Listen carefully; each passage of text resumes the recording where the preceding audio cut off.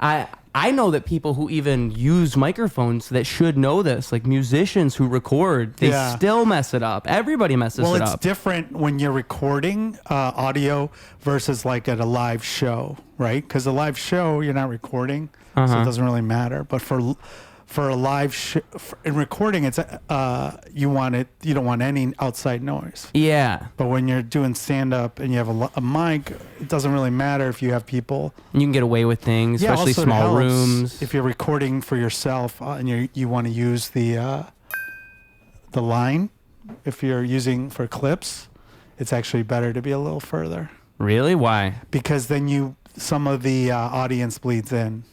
The laughs. Oh, and because they're dynamic microphones. Yeah, so they're only going to unless pick it's up. a one directional. Yeah. Yeah, I mean that's why these are so amazing. Yeah, they're so good sure, at it's that. different. Yeah, it's different. But when you're doing like live, obviously, a recording or like radio, you have to be right on top of it. Yeah. Because it picks up everything. You know? Well, and I think it's also like what people don't understand is it's also because you have multiple mics. That actually is one thing that makes such a difference. Because if I'm not right on top of this, I have to back off of it. I have to turn this mic up, and that mic's going to pick up your mic even more, and it ruins everything. Right. It's like a domino effect. Editing, it sucks. I get it, dude. It takes forever to edit a clip for audio and video. Well, I mean, I just wanted to ask you, because you've done podcasting for a long time. Yeah, I'm one of the pioneers in the Chicago's. No. I mean, sort of, though, right? You've been doing it for about 10 years? I think Singles Only was my first podcast. I think it was about 9 years ago or 8 years ago. I mean, because I mean, it's like most talents or most trades or whatever, but I don't think most people stick around for a long time. Yeah. Podcasts, I mean, they're in this boom phase where everybody starts one, but I don't think anybody finishes one. Yeah, so I didn't even listen to a podcast before I started my podcast. Oh, really? You weren't a fan of anything? There's nothing? I wasn't. I love late night TV. I love the interview format. And then I had a show called Singles Only at the Laugh Factory, and the owner, Jamie Masada, was like, "You need to start a podcast." Well, what was the concept for the show? It was just talk about dating. I interviewed comedians about their dating life on the podcast and being single. And then for the live show, we would have only single people at the shows originally, and then we would interview them, and then we'd have like a interactive part of the show after comedian sets, and that show became Drink Day Laugh at Laugh Factory for years.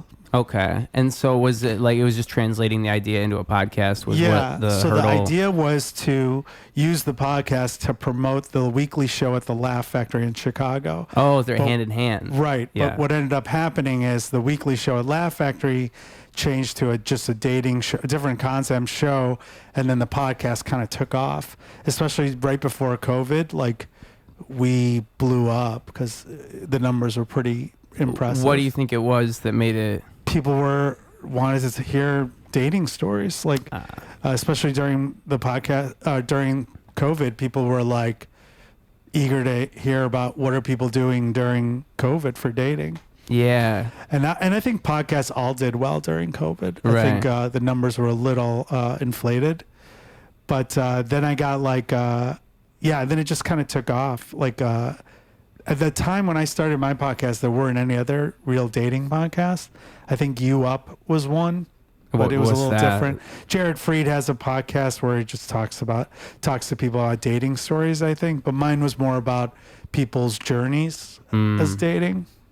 I mean, like comedians, so the niche of it, just the dating thing, just talking about dating and sticking on that topic and making that the whole show. There wasn't another one doing that. And also, in the comedy podcast realm, I mean, I feel like even themed podcasts and all of this never really picked up until probably about 2020 moving forward. There's so many now like D&D podcasts have their own ecosystem. There's so many podcasts right now. And then I ended that podcast, and starting a new podcast, especially with video, has been a nightmare. Like, now that I see how hard it is to start new. Oh, because you weren't doing video for Singles Only at all? At all. I think I did it when I had Zooms, and so I posted them that way, but we never did audio when they were, or we only did audio when it was live. And so then I had another podcast that started called Make Us a Mixtape with Mari DeRosa, who is actually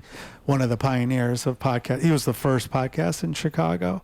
Do you know when he started? He started, I think, 2016 or so, 2015. His was about depression, wrestling with depression, which was a very popular podcast. And then him and I started a mixtape podcast where comedians would make us a mixtape and we talk about music because we both love music. And I see. And that was fun too. But then something happened after like 2023 where podcasts just blew up. Right. And now like starting a new podcast is so hard. Even for like, I've talked to people who are like established comedians that wanted to start something new, and it's just, there's just too many.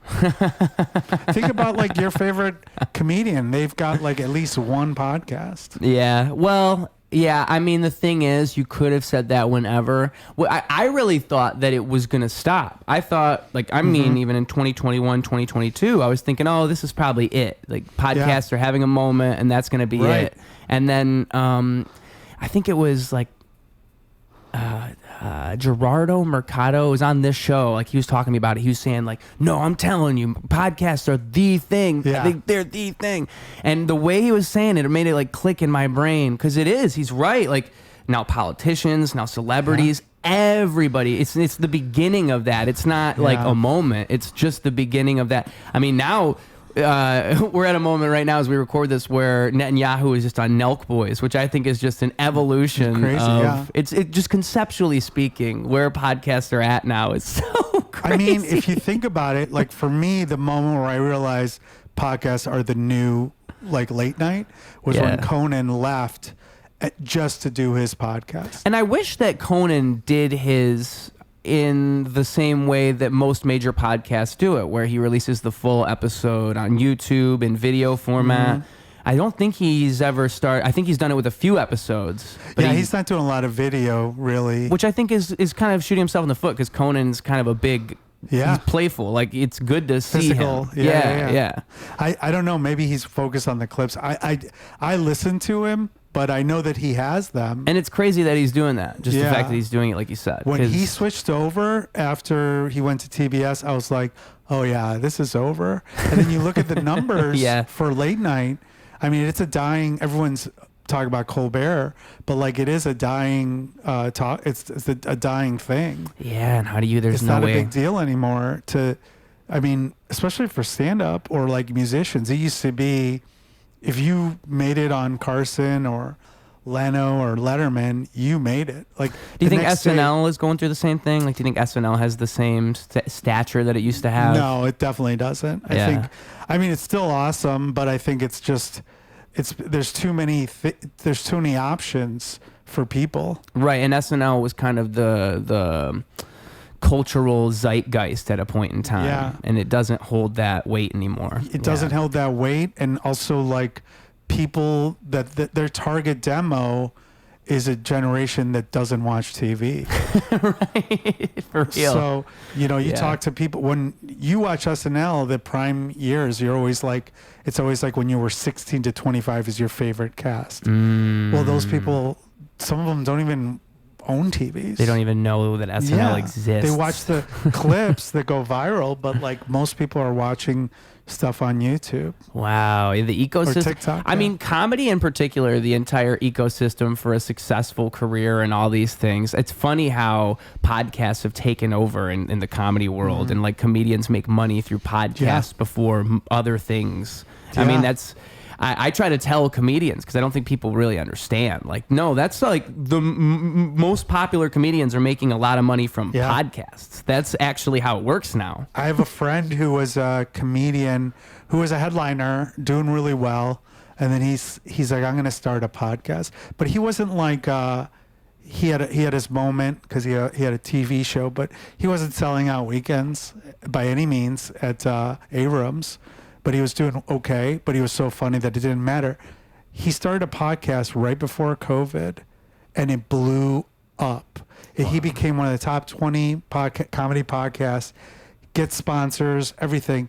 now, obviously, that's where his money is. He's got a weekly podcast, and now he also sells out on off nights in addition to his weekend shows, just from his podcast. Like they feed into one another. Exactly. But if it wasn't for his podcast, his second run, I mean, he's in his 50s now, and it was crazy because I remember we did a weekend in Zanies in St. Charles that was no longer in town. It was like St. Patty's weekend. Didn't sell it out. And then the last time I worked with him at Zanies was like a Monday show, sold out. They added a second show the Tuesday, sold that out on Monday, Tuesday. And he made like triple what he would have made on a weekend at Zanies. Wow. All from his podcast. And this obviously he makes a lot of money from his podcast sponsors and monetization and everything. But his is audio. What do you think? Yeah, the fact that you can do that with audio is really impressive. Because I mean, I think a big part of what makes podcasts work is just the fact that, I mean, I discover a lot of things through YouTube. So just, I think the fact that you don't even, it's not, I don't think the video matters on a podcast. Because most of the time I'm not looking at the screen, but it's the YouTube algorithm and the suggestions that it can, the fact that it can put you in front of people, I think it's more powerful than other things. So I think the trick is getting that to work unless you already have a fan base somewhere else that you can expand upon through something like that. It's kind of like you either work backwards or you have something that you're building off of to start with. But these algorithms, dude, are crazy. And I think video helps too because then you can pull from the podcast in ways you couldn't otherwise. I think for the clips, I definitely understand that. For the video, I don't know who watches full videos. I'll listen to it in the background, but 90% of at least my Gen X listens to the podcast while they're driving or on a plane or whatever. And getting that, even now, my podcast is more listened to than the video. Yeah. I mean, I've had such a hard time, and I take so long to edit these freaking podcasts, audio, the video. And so it's like, why am I still doing this? Nobody's watching it. And what I've been doing, because I can't edit them every week because I'm just too busy, what I've been doing is just releasing old singles only episodes and just putting a picture up and putting them on the YouTube just so I have content for monetization. And those are doing just as well, if not better, than a podcast where, you're editing the pictures or the video to match up to who's talking. I just am lazy with this. AI? What I do is I just have one camera. That's because then it's just syncing up audio, and it's also hoping to God that afterwards they don't say to me like, "Hey, can you cut out this to this?" Because it's just more. Yeah. And if I'm, it's all about having something that's sustainable. Like if you're doing a weekly show, then it's how much editing can I do to actually do it. I when I used to edit my old podcast, I never cut anything out. But now I'm sitting with people. It's my new podcast is called Why Are You Awake? It's about being up late.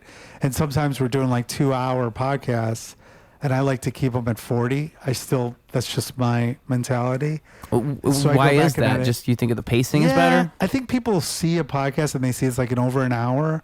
They are like, I mean, that's how I am. I think it goes both ways. Because I think if you have the longer one, you'll catch the people who would watch a 5-hour video. Right. But that person's not you.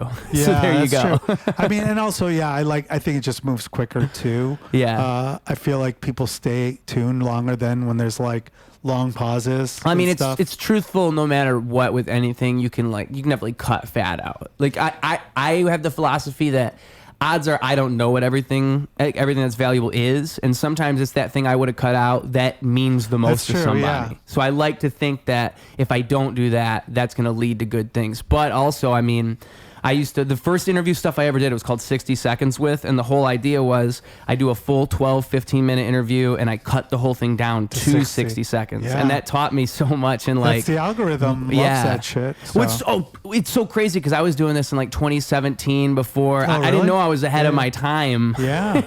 Like if I did it now, it would do so much better because the algorithm does feed that stuff. Calvin Evans used to do 60-second clips every day before there was reels. Yeah. And now that's how it was. Yeah. And then I'm like, man, you should do that now. Because the thing is, it's all about pacing. Like in that type of exercise, it does what you learn is if I talk for 10 minutes and I cut down to 60 seconds, or if we had a 3-hour podcast, I cut it to 40 minutes, no matter what, it's going to be interesting. Exactly. Because I cut out so much other stuff. That's why I like having podcasts at like 40 minutes, because look, if you think of stand-up comedy, you can have a 10-minute story, but if you can cut it down to 3 minutes where you have 20-second beats or a laugh every 20 seconds, more people are going to watch it. Right. You can't do the whole 10 story. Now, maybe once it's a huge story, people want to hear the backstory on something.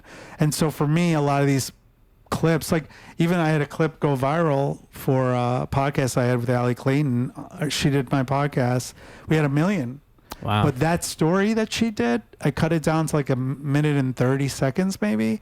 But the actual story on the podcast is like 3.5 minutes. Right. So I cut out a lot of beats. Right. Just to make it palatable. So there is that argument, especially for reels. I have a clip that just hit 1 million. It's the same exact thing. It's like somebody is talking about... they're talking about because he said he had a philosophy major and before he did comedy. So I say, oh, who's your favorite philosopher? And he starts talking about Diogenes the Cynic, and he just tells this whole story about Diogenes the Cynic. So on the video, it's just the tag is Diogenes the Cynic, history's first troll, and then him just his monologue. That's a 4-minute thing that you cut down to 1 minute, and it's funny too because I've had people tell me multiple times now, like, wow, you made it look like I know what I'm talking about. Because that's what happens when you cut out a bunch of ums and ifs and likes. And well, that's if you look at all the clips of Gary Vee or whatever, that's all it is. He's just cutting it down, and he just wants you to, it's 30 seconds or 1 minute. And it's so effective. Yeah. It's crazy how, like, it makes you upset because all this, like, beastification thing, like, where everything is so fast-paced and coming at you big. It makes sense. It's like a psychology game. People don't have time. They tune out. If you look at your own algorithm, if you have a clip, sometimes it'll be like, this one, people watch it for 19 seconds. Yep, yeah. And it's a minute clip. You're like, okay, 19's a little bad. But then if you have one that's 3 seconds, like, all right, well, that one's bad. But then you have one that's 35 seconds, like, okay, most people are watching this whole thing. What did I do differently? Yeah. And 90% of the time, at least for Instagram, it's because you cut out the fat. You think so? Yeah, or you have something. I heard if you have something really good up top, the first 3 seconds. Well, the hook is the bit. Yeah, see, that's what's so wild to me is that that matters so much. And like YouTube, it's even crazier because the hook matters, but the thumbnail. I mean, it's not like Reels where you're scrolling and you get hooked on the video because of the content of the video. Thumbnail. It's the thumbnail and the title, and that's the original. But you can't hook. do thumbnails on Shorts. You can, if but you have an Android or something. Yeah, well, like it's stupid because I think you can't upload it through your computer and change the thumbnail. You have to upload it through mobile in order to be changed. It makes no sense, but that's still how it is. You have to do it through mobile if you want to change the thumbnail, and then also. But you can't upload a separate thumbnail still, right? On a short? I think you can if you upload it through mobile. I might have it mixed up. It might be the other way around, but I'm pretty sure I'm right. And then also... I know you can't do it from a computer. So I'm pretty sure that's what it is then. Yeah. Because I've tried to do it through a computer. You'd think that would be how it is. You can just change it on the PC, but no, for some reason you just can't. They want you to download the app. YouTube Studio, probably. And then the other crazy, annoying part is, like, you think about it, yeah, the thumbnail doesn't matter, but it does because if people will on like this real feed or things like that, like Instagram, they'll have the feed. Yeah, they do see it. And I've heard Mr. Beast say, like, with the way he thinks about it, is the very first thing they see on the reel is the thumbnail, which I guess is kind of right. It's just so annoying to even have to think this way. So when I do Instagram, yeah, it is. On Instagram, I used to do cover pages for my reels, but what I do now is I'll just do capital letters for whatever the story, whatever the thing is, and I'll just move it over on my phone to that'll be the cover page, because then it's consistent with whatever. I mean, I heard the covers are good too, but I was like, why am I wasting my time? Because the ones that did better didn't have a cover. Yeah, it seems completely random. So it is random. I think it is. It's, my friend said it's just like a hose. Like sometimes they decide to open it and let you in, and sometimes that's a good description. I think of it like a slot machine. That's how I like to think of social media. Truly, I think I'm always just pulling a slot machine, and it actually does. Sure, there are factors that affect whether or not the outcome changes, but for the most part, it has nothing to do with what I'm actually doing. The sad thing is that now you are in green rooms with comedians, and 90% of the time, this is what we're talking about. Instead of like, I posted this, but I can't get it. What's your best tip? But like, I did a show recently with an old school comedian, and it was so refreshing to just talk about comedy and not have to be like, well, it's like we're so obsessed with all this stuff, and it dominates your thought process on when you post, what time you post, blah blah blah. And you're like, what are we doing here? Right. We're supposed to just be comedians or creating content that makes people happy. Yeah, and I think, but here we are. and it's not just comedians; it's everyone. Right. I mean, it's just so sad that you can't just do a thing. You have to be like a manager of yourself and a social media entrepreneur. Like, that's the requirement if you want people to actually pay attention. Important. Yeah, absolutely. I mean, because you could do just the thing. You can. And people attempt to do that. And I just think it's so... We're in a world now where even if that's the idea, I'm just going to completely ignore social media and just follow my craft, whatever it is, especially comics, entertainers. The people who book you are going to look at your social medias and think about that as if it's a real thing that's completely value to them. Yes. Yeah. It's not just one thing. It's the thing that determines your value. And so you can do that. You can ignore it, but then you're actually making your life harder because you're trying to make it look like you aren't somebody who has nothing to offer. And how do you prove that? Well, those are the comedians that didn't do Instagram or TikTok and were just regulars at all the A-rooms in the country as stand-ups. They stopped getting weekends because they weren't. What? Yeah. See, I thought it was the case that now we're in a world where you can't just come up without having social media presence. But if you were already established, really? No, they were losing things. But the good news is that like a couple of them, like Gabriel Rutledge is a good example. He wasn't on the socials. He was still getting weekends at A-rooms, but like it was like the numbers weren't there. But then he had all this content because he has so many specials. He's so funny. He has so much crowd work stuff. So he just starts pulling clips. So he starts posting them. I think he had a company help him put it together because he's a Gen Xer who's not like me. We weren't really social media experts. And then he just blew up. Wow. And all his numbers went up. And then guess what? All his shows are sold out now. Everywhere he goes. So it's also, he has, and a lot of those comics like from the 2000s, like Gary Gulman's and all those guys, they have so many specials. Right. That you just have to cut them up, post them. It's all ready to go jokes. And I think that's really like, ideally, that's the world you're in, is you have enough money or enough pull or whatever to where I have content and you just make stuff out of that content and post it for me. And that's the machine that you run. Well, those people, that's how it was for a while. Now it's so saturated with stand-up comedy and now even I heard crowd work clips aren't working either. So what? We're coming back around? You did a full 360 on them? Isn't either. So it's like, who knows what's going to happen? Wait, so what is it now if it's not crowd work? I don't know. Because the conversation that I'm used to is crowd work has shifted comedy in this weird direction where you have comics who think they have to do crowd work and they'll even dedicate half to their set or more to the crowd work section. Yeah. There are a couple of comics I'm friends with are known for their stand-up or for their crowd work. Yeah. So when they go to their shows, they're doing theaters now. They'll just say, hey, I know you guys love that stuff, but that's at the end. I'm just going to do my stand-up stuff. And then crowds are like, hell yeah, because they're actually funny. Whereas, sometimes you have stand-up comics who are just crowd work comics. Right. And then they're like, okay, this is the whole thing. Yeah, you know? Which is, I'm not shitting on, I do a lot of crowd work, but it's supposed to be an interlude. Yeah, I don't do it intentionally. I know there's comedians who go to shows with the intention of getting crowd work clips. Well, and I think again, like with the conversation being that the clips influence that because the clips going viral introduced to most of a regular audience's mind this idea that, oh, if we go to the shows, we can be a part of things. Yeah. And so then people start trying to be included. Right. And it also screws up the show. So like I actually talked about this on my podcast where we created this monster. There's always been hecklers, but now, like, sometimes people don't know they're not supposed to talk.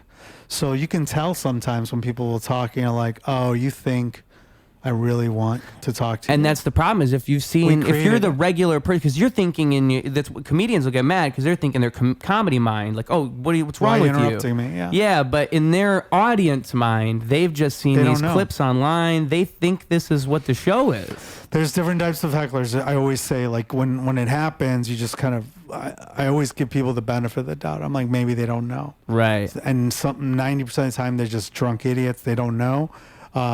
Sometimes it's a positive heckler. They're just agreeing with you loudly. They don't realize it. Yeah. But then there's a 10% who are just, they're just a-holes. They want to be the part of the show. Who's the British comic who's gotten really popular with his crowd work videos now? Do you know who I'm talking about? I don't. It's not going to come to my mind right now, but he's really, really good at it. And he'll just do 10 minutes of just talking back to a crowd. And it's the UK is where he's famous. So these guys are particularly good at, I think a UK crowd is probably better. It's different. Yeah, the energy's Comedy's different. there is different. They do heckle. It's part of the show.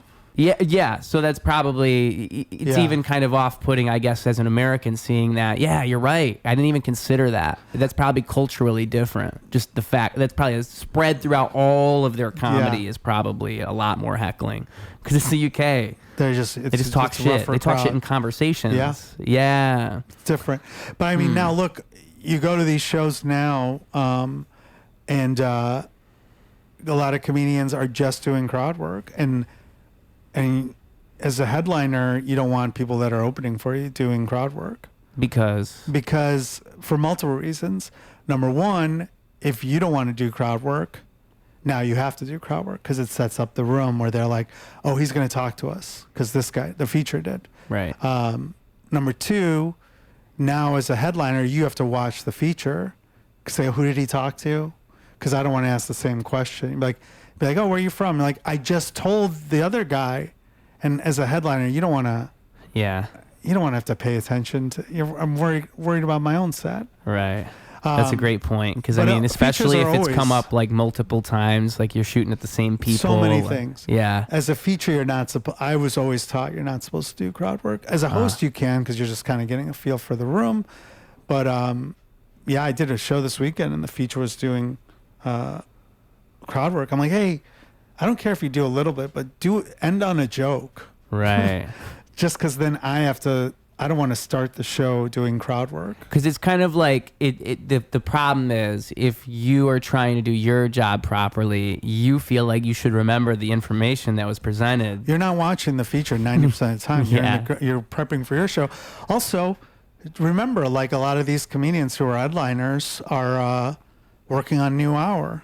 So they're not doing crowd work. Mm-hmm. And when I tour with other comedians as a feature, they don't have to tell me. I don't do crowd work. And if I have a bit where it's interactive, I always say, hey, is it okay if I do this? Right. And 90% they'll say, that's fine. And then when I'm done, I'm like, hey, I talked to the guy that was bald in the front, because it's part of my joke. And then, like, thank you. That's it.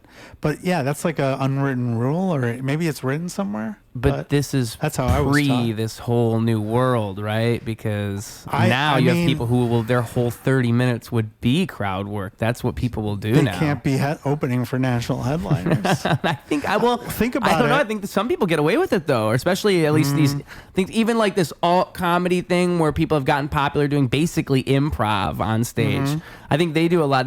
They do stuff that's very similar to crowd work, where they'll play with the crowd and it's all random. The comedy's random. I think I don't like it. I personally don't like it, but I have to remind myself not to be a hater when I see things in life. Yeah. And so I'm not sure if I'm right or I'm wrong. I don't know like who you're talking about. I know, like, I just mean in general, like, people will go out and there's like I would call it random comedy. It's like, oh, look at me, I'm being silly, and then they'll do.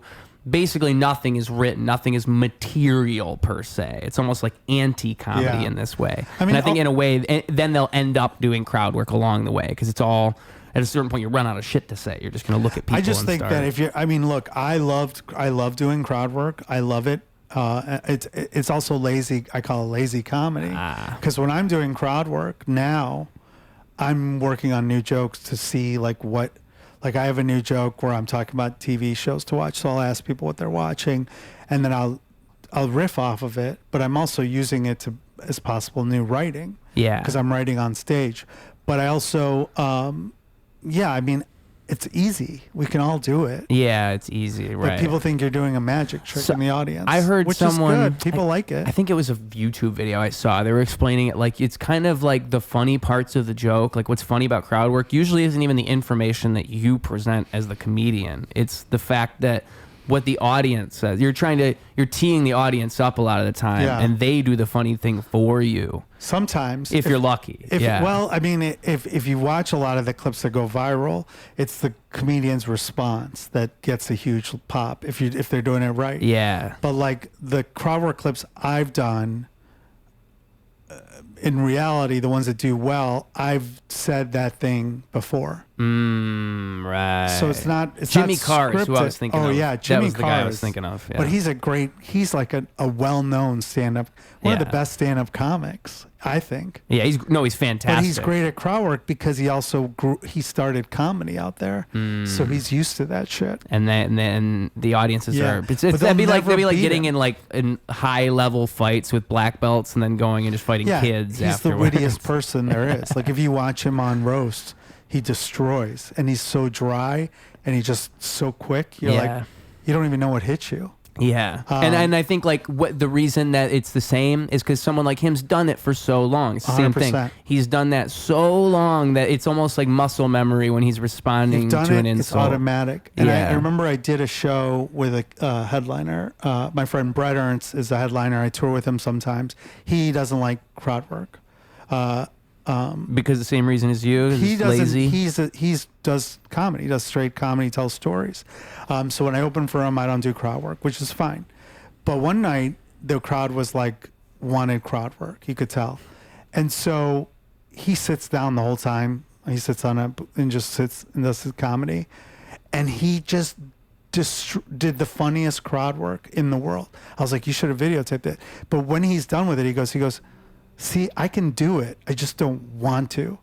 Because the crowd was like, you could tell they wanted him to talk. And then he murdered. I was like, you're good at it. He goes, I hate crowd work. Wow. Because he's one of those old school guys that Renan Hirschberg did a great, he shits on crowd work a lot. I'm not anti-crowd work like some people, but he's like, oh yeah, crowd work's awesome. Remember when George Carlin's whole bit?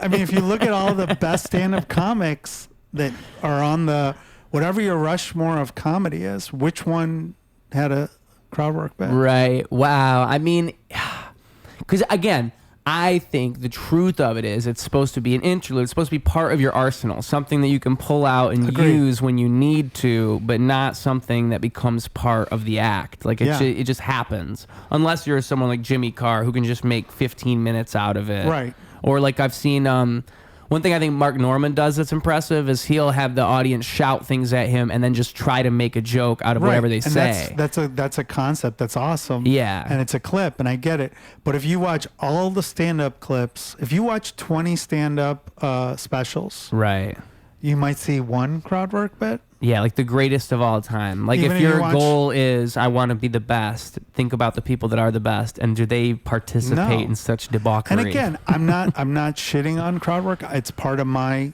comedy. If I'm doing an hour set, I'm going to do crowd work because it breaks it up for me.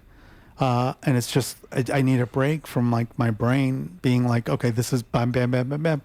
But I understand the argument against it. Yeah, I mean, I've never heard it presented in the way you just said it with like, think about the people that are the best of all time and would they do that? Because that's such a good point.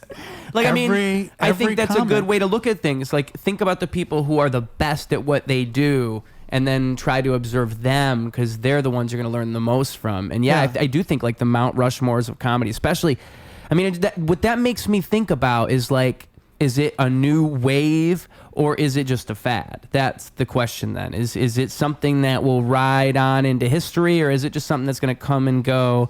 And the whole reason it came up is because you said it's starting to fade out. That's what you said. Yeah. So maybe it's going away. I heard crowd work clips are fading out. That's a lot of people.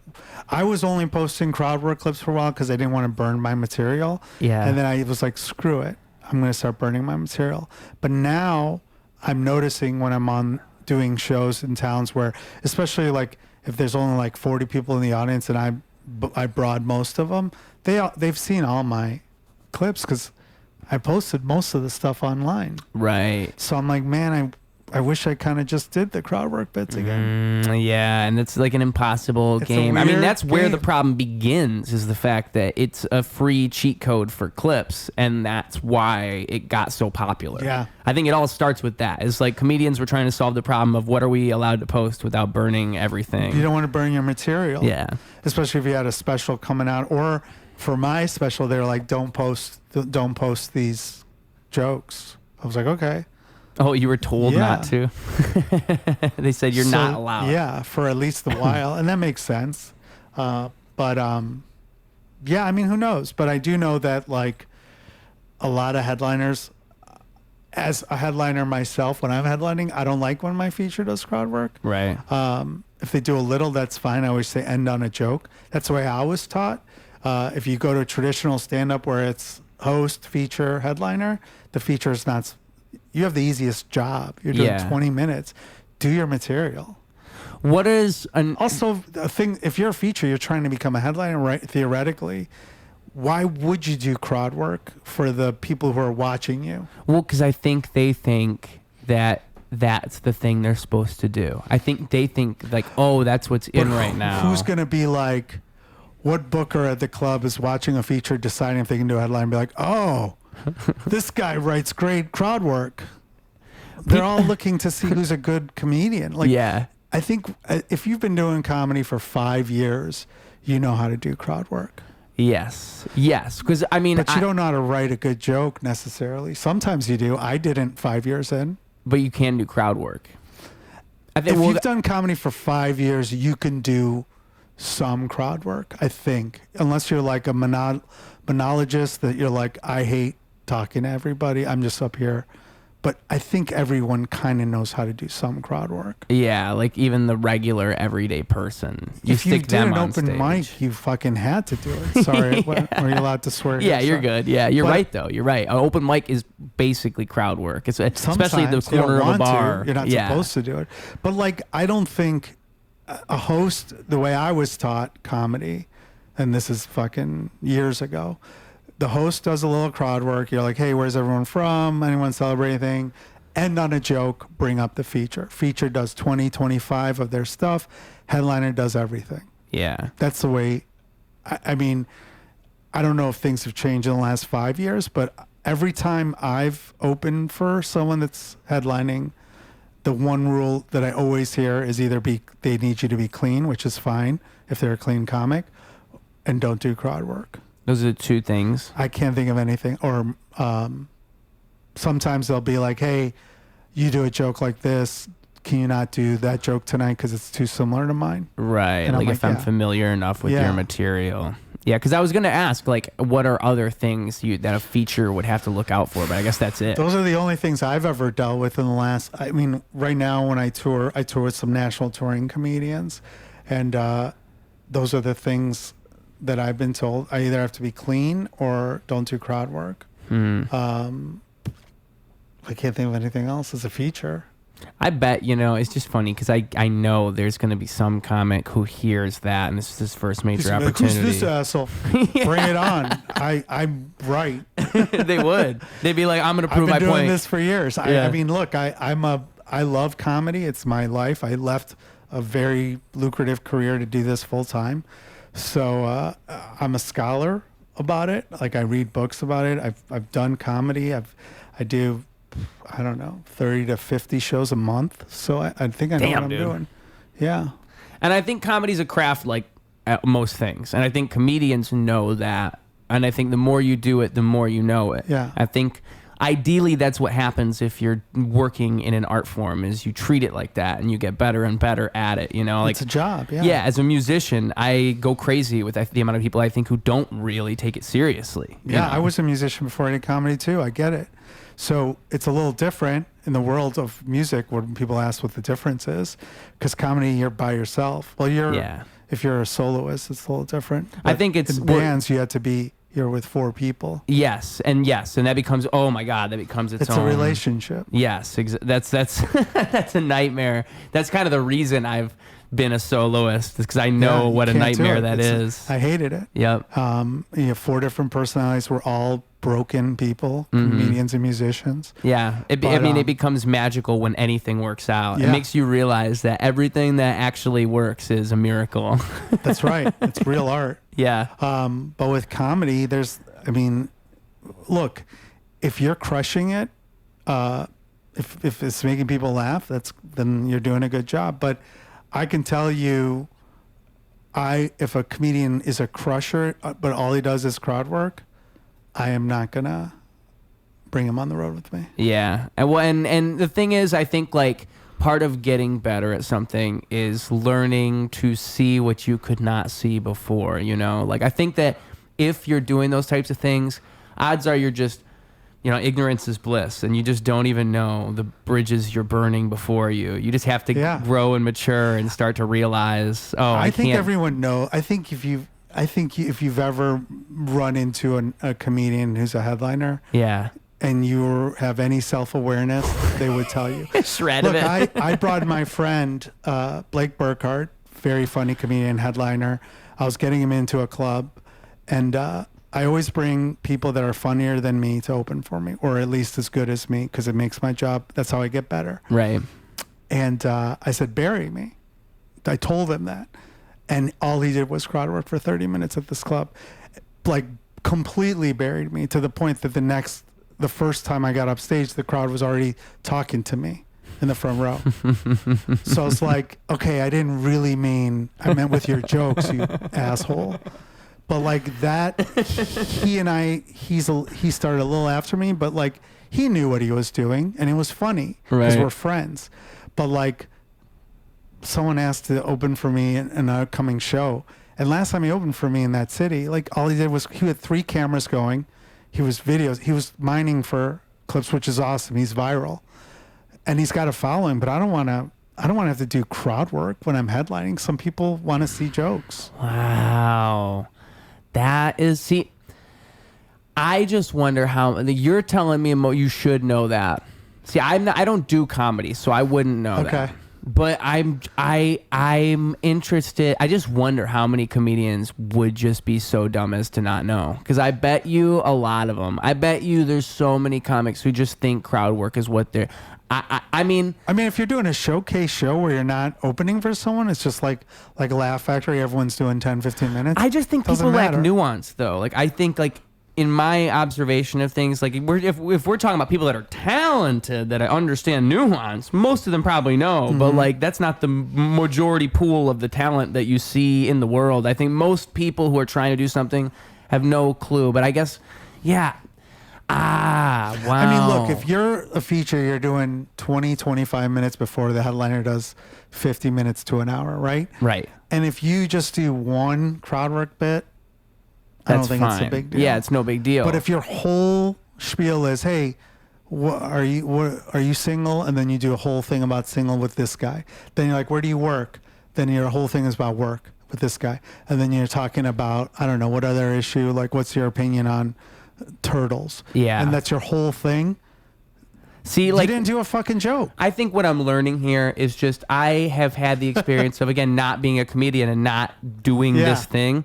Like, I've learned what the difference is between an open mic comic and a comic. There's big difference. But you don't realize that if you're just exploring this world for the first time. If you just step foot into an open mic, everybody's a comedian to you. But then you start to realize, like, oh, there's a reason that people get booked for things. And other people just kind of float through the world and don't ever really get booked for things. Yeah. Because some people know what they're doing. But it's hard to see that when you don't understand what's happening. Getting booked is a whole nother thing, too. I mean, I know I have shows that I run where people hit me up. I want to be a part of your show, where I help different clients that I used to book music. Yeah. And so all these venues are like, now I want to do comedy. But the way I do it is I say, hey, here are 5 comics. You pick the 3 you want. I let the venue pick, because I don't want the show to go bad. And they say, who are these 3 people you said? I'm like, you picked them. Right. So I've been doing that for years, and that's how this has worked successfully, because they know their crowd. They know I send them clips. They pick them. But, I mean, obviously, if they pick the wrong person, if they pick an open mic or the headline, I'm like, okay, I know you want this person, but why don't we just give him 5 minutes? Yeah. And then see what you think. I'm surprised that works, though. Like, so you kind of just sign off on their choice, essentially. I give them a lot to choose from. And then like now we're at the point like I do a show in. Is this like the stand-up sit-down thing you're talking about? No, that's Laugh Factory. Else? That's different. Okay. That's different too, where I just use regulars at the Laugh Factory, because I don't want to deal with pushback from the club saying, why'd you book this? Unless it's like, someone from out of town that's in town who's a headliner. That's different. But like if anything happens, God forbid, then you're accountable. I don't want to get in trouble for it. Well, I've had that happen before, because I've booked shows at the Laugh Factory for years, and then the booker will be like, why'd you book this person? He bombed or whatever. I'm like, I just pick your guys now. Yeah. And there's enough that I can pick from. What show were you talking about? I'm talking about, so I have a show. People always hit me up at the Prairie Center in Schaumburg. It's a theater in Schaumburg. We do a showcase once a month on a Thursday, and we do about 5-6 comics. Okay. So I'll send them 10 names, and I'll be like, hey, which ones do you guys like? If the ones have done well in the past, they get back again. But I'm like, hey, these people have all sent me things. Or Hey Donnie in Arlington Heights, another good example, music venue. And then they'll be like, we like this one. Or they'll say, what do you think? And I'll be like, okay, well, these guys are all headliners. Right. But I work with them, because that way they know. They pick it. Interesting. So they can't come back to me, because I've done that before. I know what's up. So what kind of drama does that turn into? If, like, say a comedian bombs and the venue gets mad at you, like, what do you even do in response to something like that? If the overall show did okay, it doesn't matter. Like, in the grand scheme of things, if you have 5 comedians each doing 15 minutes, one person bombs, no one's gonna care. Yeah, but if it's a full-on failure, if the whole show bombs, then we have problems. They're gonna call me on a Monday and be like, "Hey, let's have a chat. What happened on Friday?" And that's all I care about. I don't want to deal with that, because I'm on the road. I don't want to have to. That's why I do this way, because I don't. My job is stand-up comedy. I'm not a booker. Mm-hmm. I'm just doing this as a side hustle to help. The real reason I do it is help my friends, but more importantly, when I'm not booked, at least I have a place I can book myself. What do you mean? So the Schaumburg show, for example, we did a show at the Brunch on Sunday. I was open, so I just hopped on the show. So I have stage time guaranteed. Right. And God forbid, like, the bookers at these clubs that I'm a regular at, it changes sometimes. And if all of a sudden, I'm doing Zanies 10 times a month, all of a sudden I'm doing it once, well, at least now I have these clubs that I book that I can perform at, where people can see me. Right. But you don't always have to do that. You can just not show up. I've been thankful that I don't have to be there. No. 90% of the time I'm not on the show. Oh, but this you is can just be. Yeah, I can be. So how does that work, though? Just because you work with the venue, it's just they're cool with that, like a drop-in type thing. Yeah, the original reason they had me is because they wanted me to do it, and I'm like, I don't want to do a show every month at Arlington Heights, because then you'd be tied to it. Well, not just that, but I can't write an hour or 30 minutes every month. Right, and you're gonna have people who are gonna come every month. Exactly. Yeah, and then my draw dwindles too. So this is the way I handled that. This way, and also it's like, look, if I don't get booked or my show gets canceled, I can go up. And it's like a nice audience too. You can count on it. Yeah, the shows are always pretty good. Yeah, because we've been doing it for a while, and my background was music production and booking, so I know how to like promote a little bit. Yeah, and I make that's a real skill. I make them do it too. So now like these shows are because they've been solid. Because I'm not booking shitty comics. I'm booking good comics. it's consistent. So people know that it's going to be a funny comedy show. Yeah. And I think like truly in the end, no matter what you're doing in entertainment, that's the goal, is to have an audience you can show what you're doing. I think if you put out a good product, people will come back. Yeah, and that's what you're proving, is you can do it. You're proving your capability of doing so. And that's stand-up too, right? Yeah. I mean, a lot of these comics that go viral, TikTok stars, a lot of people shit on them because they don't have an hour to do stand-up, but they sell out rooms. Right. But some of them, they sell out one show and one and done. No one's going to come back because the show sucked.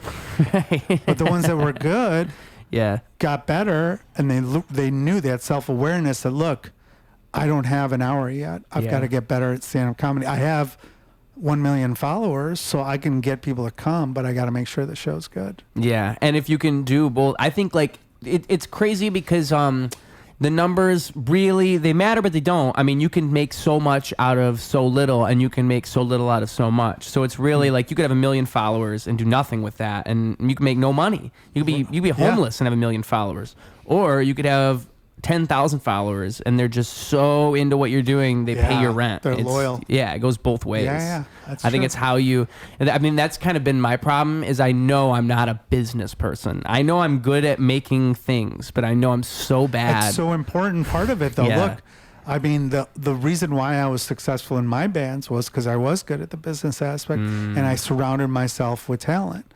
So like what I always tell people when I produce a show, I like to work with people or produce any project that work to my faults, right? That make you better. And that's any good relationship, is my strengths are leveraged and your weaknesses are leveraged. It's kind of like it's opportunist in a way, but also, look, one of the bands I was in, I had the best singer, I had the best drummer, I had everything, and I was like an average rhythm guitarist, but we got booked everywhere and we sold tickets and we made money and we got to do shows where a lot of people didn't.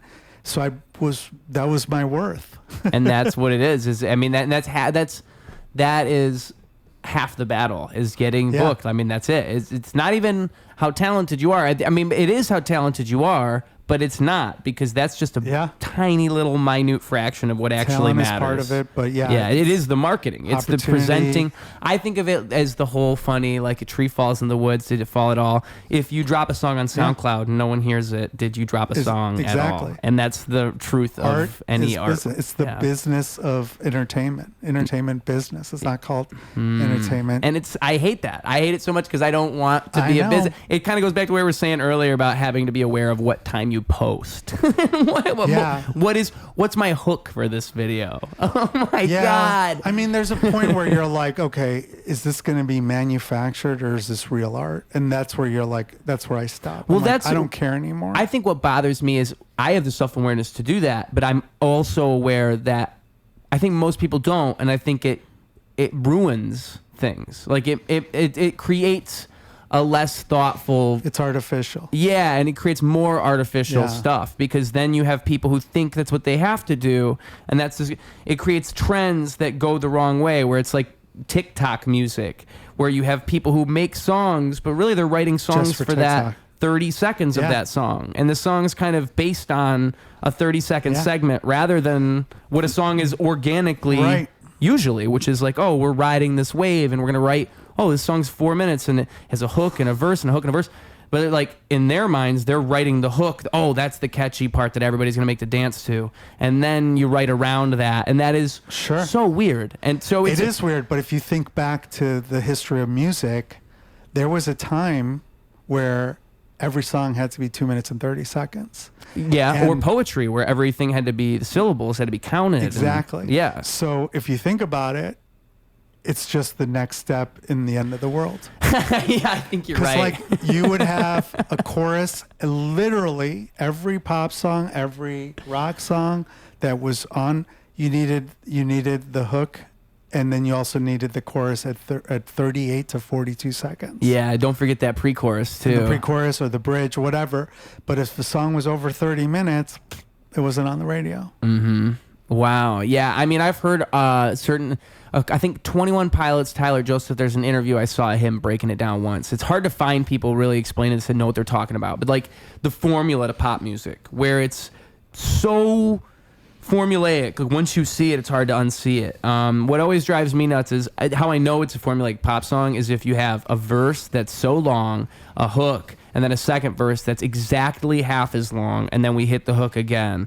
It just that formula, because I see it coming, it makes me angry because I know what, and that's why it works, because you see it coming. So like in my creative mind, I'm like, oh my God, it's just so predictable. Right. But people want predictable, and that's the game that you have to learn to. I think as an artist, that's what you're trying to do. If you're trying to do something good, you're trying to learn to do just the right amount of creative out there off the wall and just the right amount of identifiable and understandable and predictable. It's got to be, if people don't hear it, like you said with your SoundCloud example, it's like at some point there's a reason why they created the old algorithm, for lack of a better word, of 2 minutes 30 seconds. So if you don't necessarily, let's say your song's 3 minutes and 15 seconds, but it kind of follows the same thing, you might still, you're putting your fingerprints on a pop song.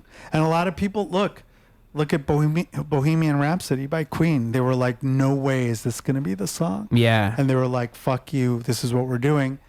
And they changed the music world. It was like 5 minutes. That was unheard of. Right. In 70, whatever that was. Yeah. And that's really the only way. So sometimes you do go against it. But the formula of that song, like if you just cut it up, it's not like they're changing that much. Right. Because once the song actually starts, it follows the... So it's all like we're all just... In the immortal words of Billy Corgan, we're just, despite all your rage, you're just a rat in a cage. Yeah, everything is a remix. I like that one. I like to think that everything's a remix. There's only 7 jokes, they say. Yeah. Oh yeah, well yeah. That's I don't know what the jokes are, but I'm sure that's true. 7 concepts. Yeah, I don't know. I guarantee it's right. Because I mean, it's just like I've heard people say too once that like there's only 4 types of people in the world. Probably. Like, I don't know. Just the more you think about it, the more it kind of makes sense. I mean, everything is kind of the same. We're all in the same boat.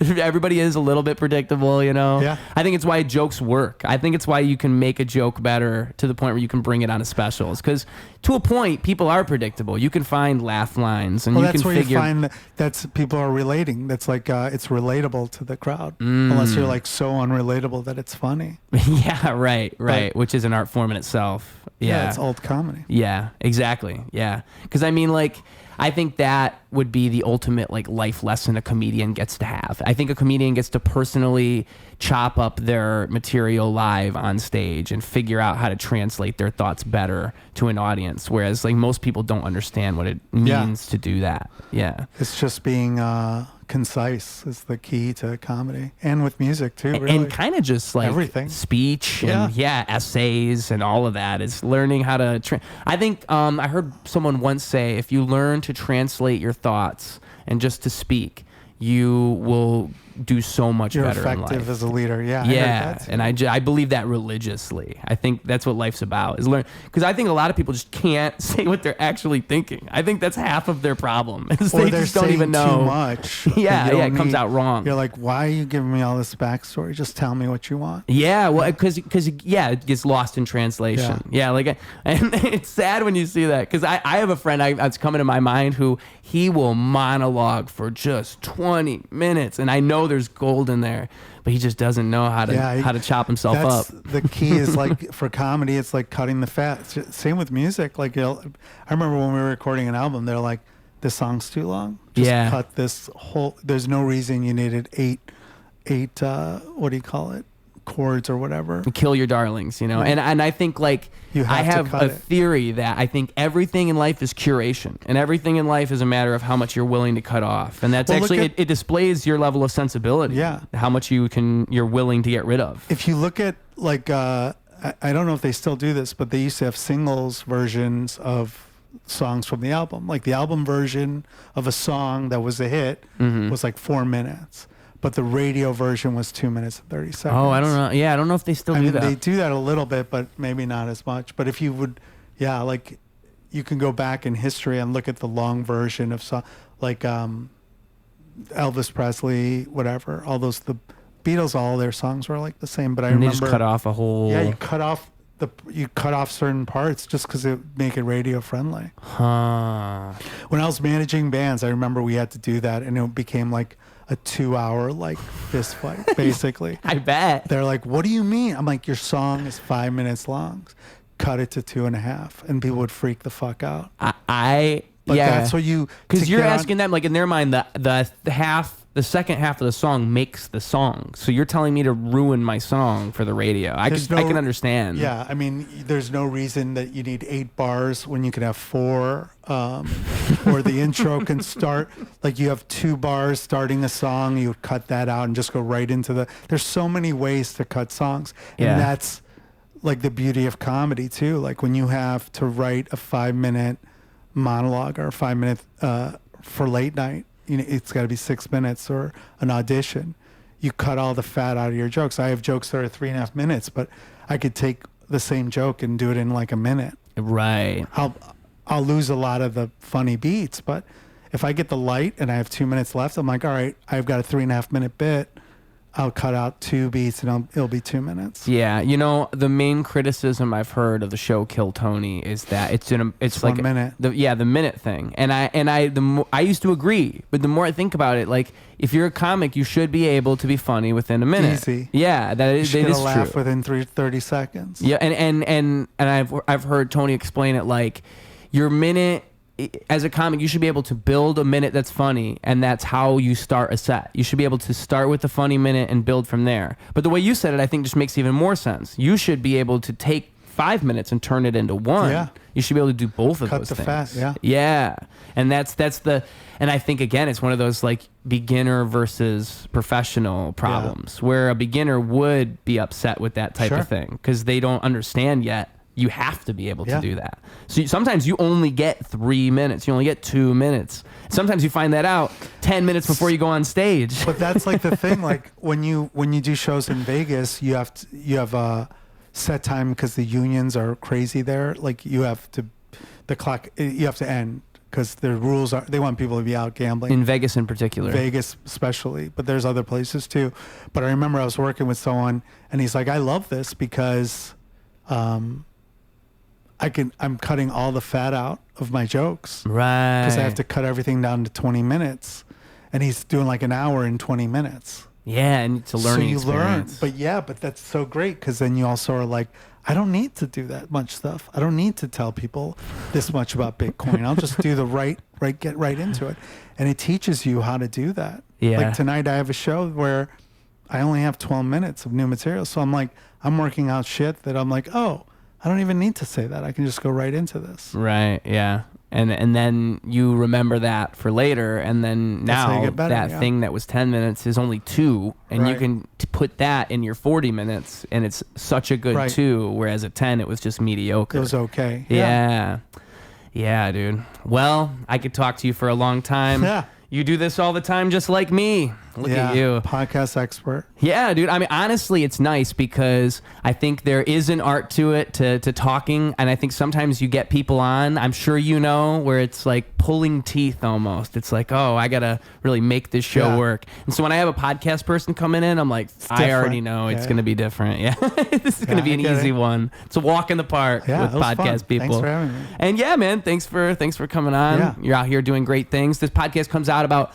a month from now. So the 2 things we're going to do at the end is 1, tell the people, the kids at home, the kids listening to this, they're on the bus, they're on the school bus, they listen to this whole podcast, and now they need advice from you, wisdom from you, that you can give them advice, actionable advice they can use in their life.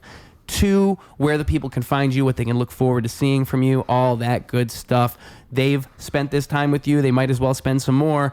The floor is yours, sir. There you go. The first thing is stay in school, kids, and also listen. The key to life is listening, actually listening to people. That's how you get better. Active listening. Don't just wait for your time to talk. Listen and let it absorb. As far as... And I think that comes to asking questions too, and inserting yourself and being a part of it. I think listening is more than just, letting it flow through you. I just think pay attention. Yeah, pay attention and really wonder and think about it. Yeah. What was it? Oh, follow me. My website is Paul F Comedy, or you can follow me on TikTok or Facebook at Paul F Comedy. But the biggest thing I use is Instagram. So Paul Farahvar, Paul F-A-R. It pops up right after that. Paul Farahvar, but it's for my American mind, that is not how you spell that. That confuses me. Like Farah, the name, and V-A-R. The H is silent. Yeah, like what nationality Iranian, is that? It's Persian, Iranian. Wow, Farahvar. Because it's just not pronounced the way I thought it was going to be. No one. Anytime people see it, they freak out. I'm like, the H is quiet. It's just Farahvar. It's really easy. I bet you your name's been mispronounced so many times in so many ways. Oh yeah, yeah, all the time. But yeah, man, and it's been a pleasure. Thanks, You're man. a natural.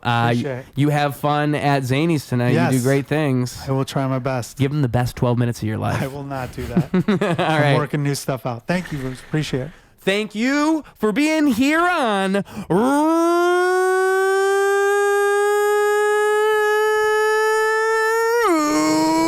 Radio. Clocking out. Double down, competition couldn't help him to rock. Missed the whole time, holy fell through the flock. That's an ordinary miracle, wealth to the block. It's a balance in the character that's calm and collect. It's apparent his caricature is lost in the mess. It's hysterical, the picture that they put to his face. It's a confidence administered to earn their